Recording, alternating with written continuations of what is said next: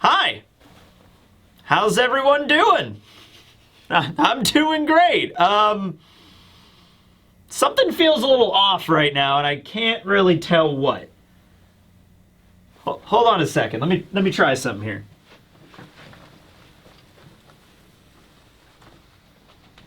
Oh, so that's what's behind that. Okay, well, that's fun. I never knew. Wow, I didn't even put these up. They must have came with the house. All right.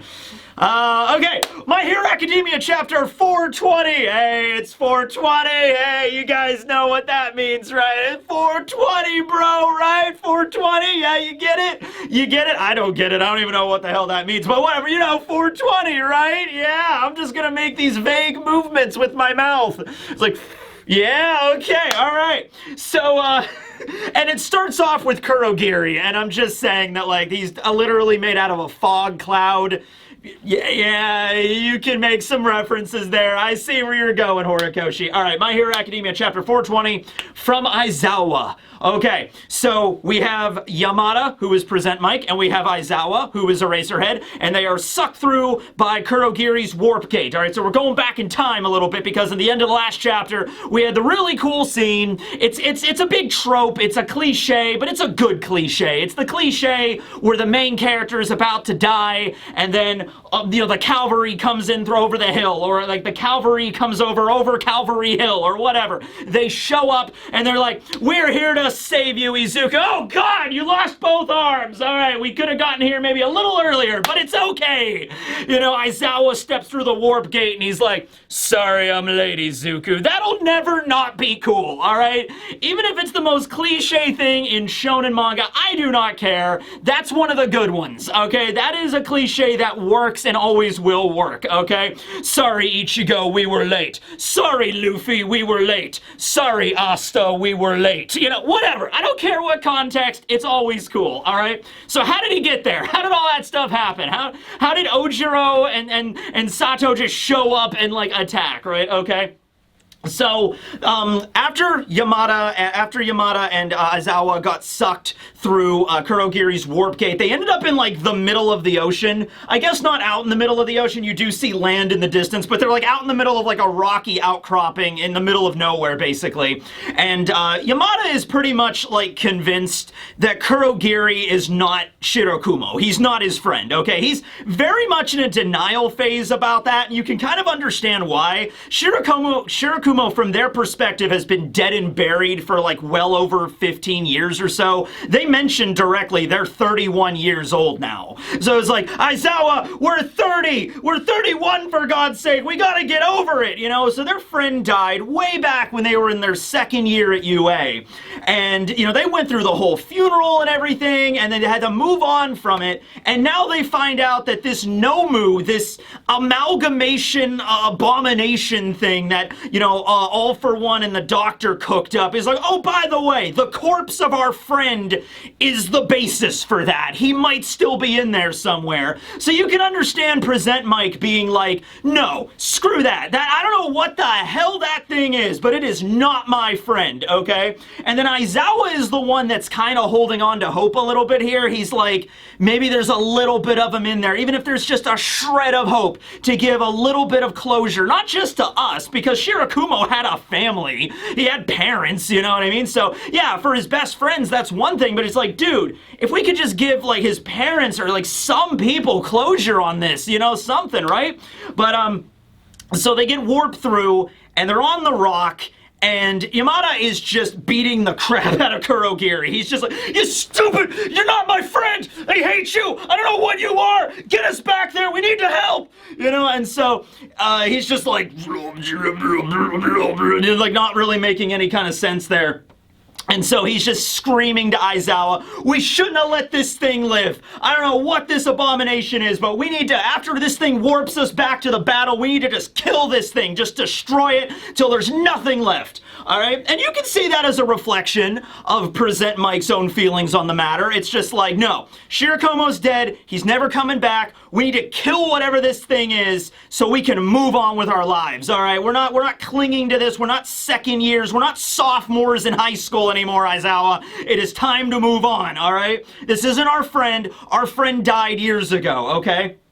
And at that point, Yamada's like just pummeling the crap out of Kurogiri, and Aizawa like stops his fist. He's like, wait. He's just like, what? And he's like, look, I see tears. And Yamada's just like, well, yeah, I mean, yeah, I'm a man. I don't cry. What's it to you? You know, he is crying, you know, obviously. He's very distraught at the moment. But he's like, no, Kurogiri, he's crying. And we see a zoom in, and we see just Kurogiri's fog face, you know, just like kind of fading in and out, but you do see kind of like some trickles of like some tears there, and you know, Yamada is just like, you know, no, that's just the rain. It's the rain. It's, you know, we're in the middle of the ocean right now. That's the sea, you know, mist or something. That thing doesn't even have a face. It doesn't even have tear ducts. It can't cry. And you know, like, Yamada understands that like it is Shirakumo's body that is the foundation for Kurogiri. Like, he understands that much, but like, to him it might as well just be a corpse. And he actually talks about him like he's a broken piece of like electronics or something. Like, he's just a broken laptop that we're relying on right now. Like, that's nothing more than he is, okay? And so he's just going on and on, just like, you know what, maybe at Tartarus we saw a brief glimmer of Shirakumo's body, but that doesn't mean he's still in there. That's just his body. He's been dead. He's gone, right? And so just forget about that, and time to move on with our lives. And then Aizawa has this really profound speech, though, where he says to Present Mike, he says to Yamada, he's like, well, listen, yeah, we're like 31 now. That means, you know, we're adults, we're teachers. We're teachers at UA, and when Shirakumo died, he was a student. He was a second-year student. He never even had the opportunity to graduate, Yamada. And what is a teacher's job if not to guide students to the finish line of graduation, you know? And so now it's like Aizawa is viewing him more as like, I am not just his friend, I am now going to be like more of his mentor figure. It's my job to guide him back, you know what I mean? So it's like, he's not giving up on him. He's like, teachers don't give up on their students, and we don't give up on our students or our friends. And technically, he's still a student. So it's a little bit of an interesting speech from Aizawa there.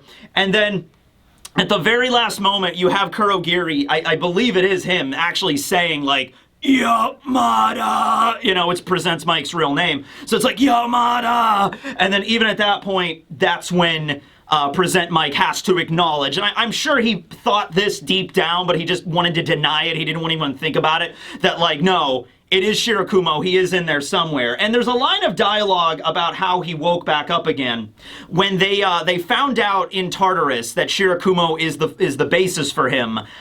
They were trying to like turn him back into Shirakumo. Like, I'm not exactly sure what kind of like if they used hypnosis or some kind of like mental torture. I'm not sure what they did on Kurogiri while he was locked up there, but it was probably something like, you're not Kurogiri, you're Shirakumo. These are your parents, you know, just like, Shigaraki, trust, all for one, I don't know. You know, so I don't know what they were trying to do with him, but it wasn't working, right? But when Spinner showed up, and Spinner was the one, like, we need to save Shigaraki, that was the thing that activated him. So Aizawa's, I think, come to terms with, like, that we're never getting Shirakumo back. We're never getting our friend back. He has now been mixed and mashed and swirled around into a messy soup of a psyche. I don't even know. It's not Shirakumo anymore. It's something else.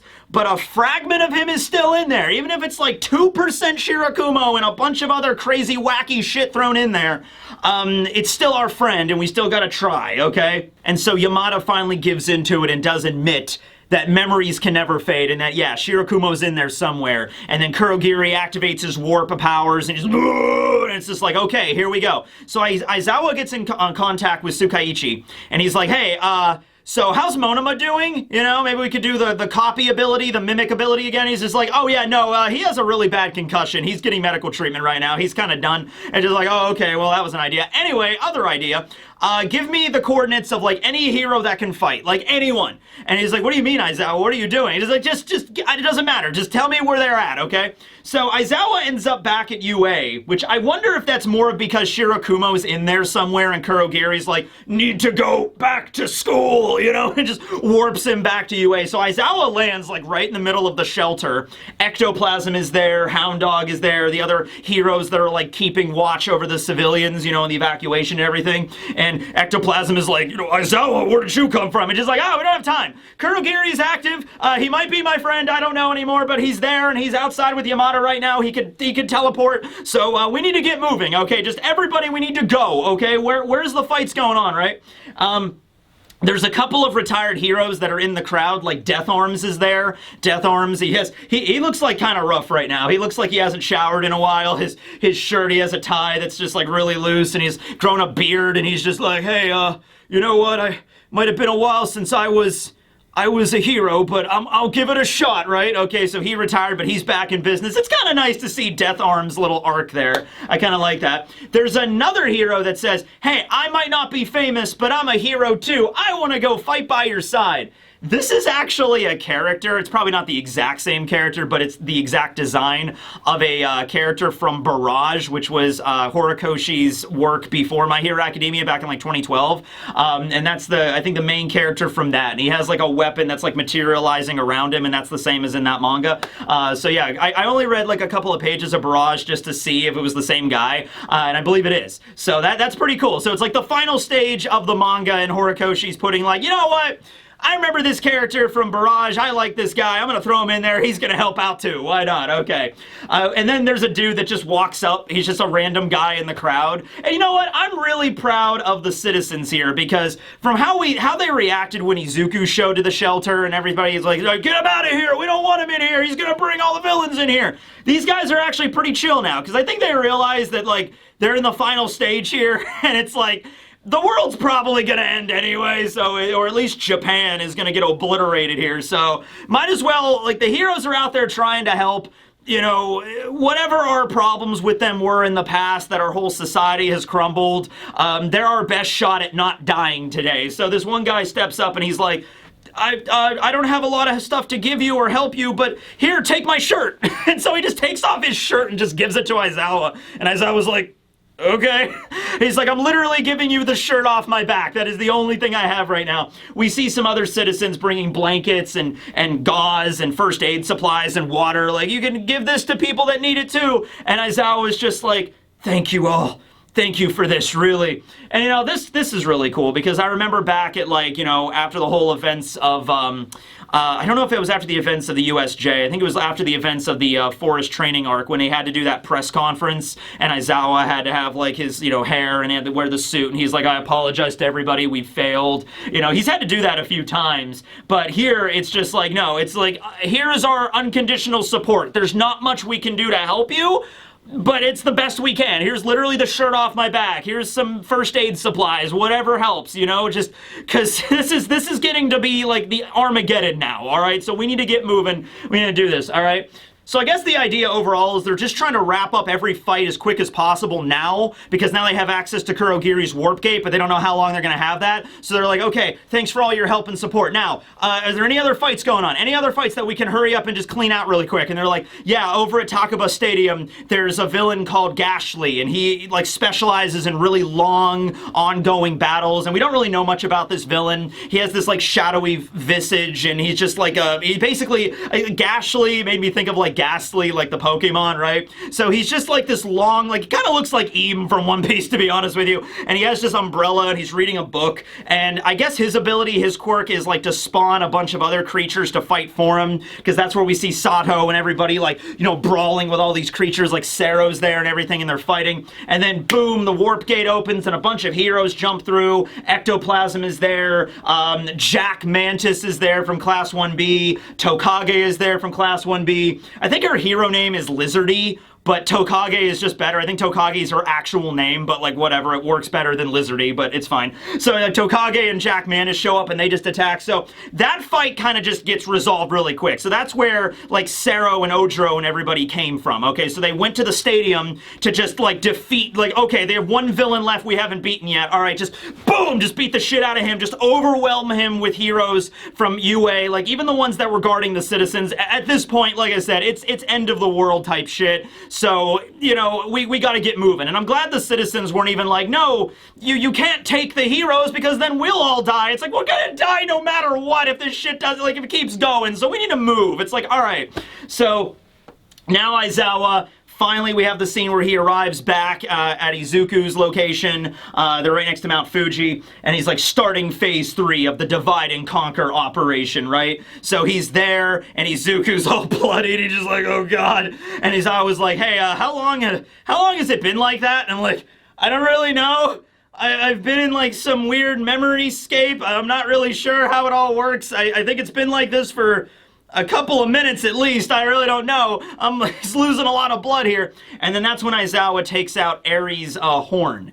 So, well back at the shelter, Eri, she couldn't go to the battlefield because, you know, she's like 5, but she has her rewind quirk. She literally broke off her horn, which like, Aizawa was like, oh my god, that could have done like irreparable damage to your quirk. What are you doing? And it's like, listen, the power is stored in the horn. So if I break it off and give it to you, even though if I can't be there, you can use this power to like rewind any damage. And so she gives that fragment of her horn to Aizawa, and Aizawa's like worried about her, but at the same time like, okay, this is Eri's gift that's going to save the day, because hers is like the most broken ability in all of My Hero Academia. It's either a toss-up between Rewind or New Order, but given the scope of what Rewind is capable of, this is like the most broken quirk, right? So it's like, here you go. Now she hasn't had a lot of time to like store a lot of energy, so it's not going to be crazy powerful, but it's like it'll still be able to rewind the fact that Izuku got his arms blown off, so I'd say it's pretty good. Yeah, they say that like, hey, yeah, there's not a lot of power stored in this fragment of her horn, so, you know, it'll probably take 2 to 3 minutes for Izuku to get his arms back. I'm like, oh, is that all? Now, I get it, it's a battle. 2 to 3 minutes might as well be, you know, a day or so in terms of how much time is going by. But at the same time, it's like 2 to 3 minutes to completely regrow an arm or 2 arms. I'd say it's pretty good. That's a pretty powerful quirk there, okay? And we have a nice little moment there with Eri, and she's like, oh, I want to sing. I want to be with everybody else at, like, the cultural festival. She remembers Jiro singing. Maybe Eri straight up is like, I want to be a singer. I want to grow up and be a singer, and I can't do that if everybody's dead, all right? So here you go. Take this horn, you know, and hopefully it'll help somebody out, okay? You know, one day I want to sing for them, so that's nice. So Aizawa takes Eri's horn and places it on Izuku's shoulder, and that activates Rewind, and it does begin to, like, forge his arms back. It's just going to take a couple of minutes for that to happen, right? And so the last scene of the chapter is the warp gate opening, and then all of Class 1A is coming through. I mean, maybe not all of Class 1A. We don't see every single person there, like not every single one of them. But we see Mineta. Mineta shows up, and Mineta looks like he's just been through hell. Like, he's like has a bandage, like a cloth over his eyes, so one of his eyes might have just gotten ripped out or something, or he has a scar over his eye or something. He just walks out and he's like, I'm ready, let's just do this! You know, final boss gauntlet, let's go! Okay? Kaminari walks through and he's like, hey, how you doing, guys? How you doing? Let's see here. Koda is there. Momo walks through. They're all beat to shit. Everybody's exhausted. Everybody's winded. You know, they haven't had a checkpoint in a while to heal up or anything. They haven't had a short rest, but it's like, you know what? We gotta do this. All right? We're all beat to shit, but we gotta do this, you know? And there's something else that Izuku mentions here when he's talking about Shigaraki. And he's, like, talking about the whole idea of, like, you know, is this All for One? The idea of All for One's psyche taking over Shigaraki, and it's like, oh, it was him again, you know? But then at the same time, Izuku's like, this really doesn't make a lot of sense, because it does seem to me that All for One's personality was completely, you know, eliminated by Shigaraki. Now, maybe it isn't, because, you know, Izuku was inside of Shigaraki's mind, so it's like, this seems like something else. This seems like maybe this isn't All for One. Maybe this is some other thing going on here. You know, like, I don't think it's the original personality of All for One is what I'm getting across here. I don't think it's that simple. I don't think it's as that simple as just, you know, All for One's original quirk was put into Shigaraki, and then he had the copy, and then that, you know, his real body was defeated by Bakugo and All Might and everything like that. But now there's just a copy of his personality, or maybe you could say it's the original personality inside of Shigaraki that's taking him over. Izuku's like, that doesn't make a lot of sense to me. There is something else going on here. And Izuku's just even kind of like, I don't even really know what this is. Like, this is something else or something more, or maybe something less. I'm not really sure what this is. But I don't think it's as simple as just All For One's personality the way that we knew him. It's maybe something else, okay? So I don't know. I don't really know what to make of that. Maybe the personality traits of All For One that were in Shigaraki melded with Shigaraki's own personality, so it created like a conglomeration of both of them. Like the worst aspects of Shigaraki mixed with the worst, most evil aspects of All For One, which, given the fact of who All For One is, that's saying something, okay? But like the absolute most negative, evil qualities from both of them melded together to make the thing that they're fighting right now, okay? So it might be something like that, not really sure. But at any rate, Izuku's looks like he's gonna get his arms back, so that's pretty cool. He's got his friends all there fighting. There's a bunch of warp gates that open here. But we have Mineta there, we have Kaminari there, we have Shoji there. I forgot to mention him. He shows up and he's ready to go for the battle. Koda's there looking really pissed. We know Ojiro is there and Sero are there and Sato are there. They attacked. I don't even know what you want to call this being now. I don't think it's Shigaraki anymore. I don't think it's All For One. It's not Tomura. It's something else altogether at this point. But they're all there, and that's the end of the chapter.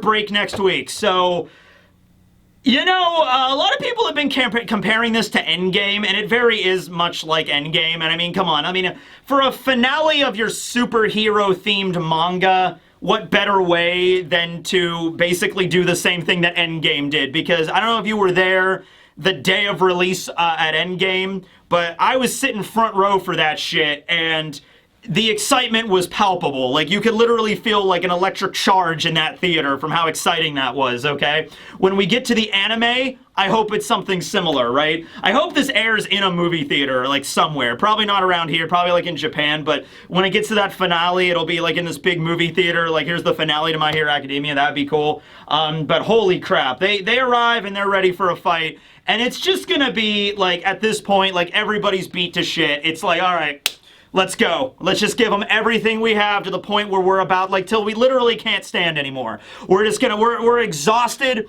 but it's like we're gonna go until we literally pass out or die, and whichever sides win just wins. Like, that's all we have at this point, right? We're running on fumes, okay? So, that's the chapter. Hope you guys enjoyed, you know? I know I'm not the only one who's absolutely exhausted, but just knowing Midoriya is doing his best is enough to make my body move. So they all look at Izuku and they see him working really hard, and they're like, it's okay, Izuku, we could do this together. So it's like, all right, okay, we're doing this. And I guess we'll hopefully find out a little bit more about what's going on with, like, Tomura's psyche and exactly what this personality is. Maybe it also involves his father. Like, maybe that is actually really jacked up when you consider all the horrible things that happened to him growing up. If you just take all the trauma, all of it, like the death of his dog and then his family and then awakening the quirk and the trauma from that and then the abuse he suffered from his dad and then the influence of All For One, you just take all that together and you smash it together into a big ball of trauma, and you give it you give it not a conscience, because that would imply a conscience, but you give it sentience. That's this thing they're fighting right now, okay? So maybe it's something like that. I don't know. But anyway, hope you guys enjoyed. Just wanted to do something today, you know, with no One Piece chapter yet. But yeah, that was that. Tekig signing out. Just gonna wheel this back over. Okay.